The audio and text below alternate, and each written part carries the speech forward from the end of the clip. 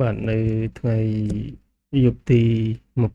20ដល់21ខែសីហាឆ្នាំ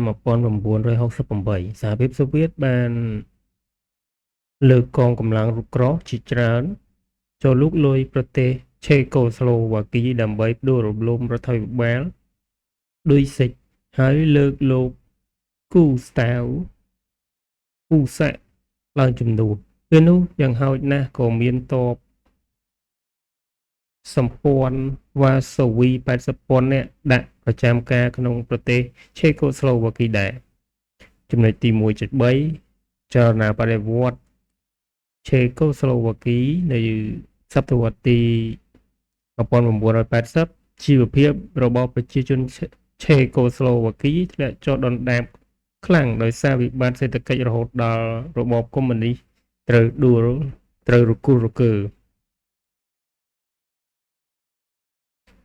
ជាកាប៉ុណ្ណាចលនាបះបោរបានរីកសាយភាយពេញទីក្រុងប្រឆាំងនឹងរបបកុម្មុយនីសពួកគេទាមទារឲ្យមានការរំសាយរដ្ឋាភិបាលរួចយករបបប្រជាធិបតេយ្យតាមបែបអឺរ៉ុបខាងលិចមកជំនួសវិញ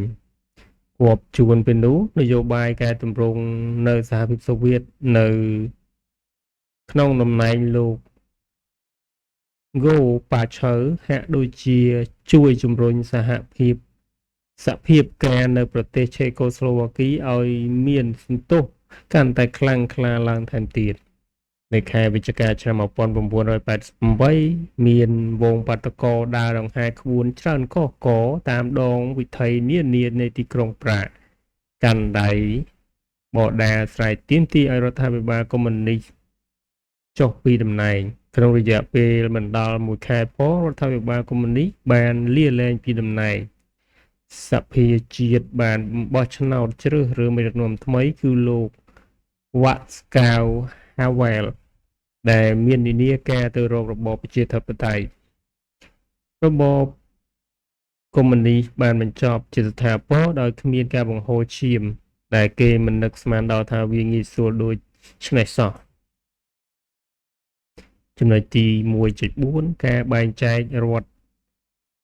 ឆេកូស្លូវ៉ាគីក្រោយពីរបបកុម្មុយនីសដួលរលំមានការខ្វែងគំនិតគ្នារវាងការដឹកនាំឆេបនិងស្លូវ៉ាគីអំពីបញ្ហានយោបាយនិងសេដ្ឋកិច្ចដែលជាឧបសគ្គក្នុងការបង្កើតរដ្ឋធម្មនុញ្ញនិងនាំឲ្យមានការយឺតយ៉ាវក្នុងកំណែទម្រង់សេដ្ឋកិច្ច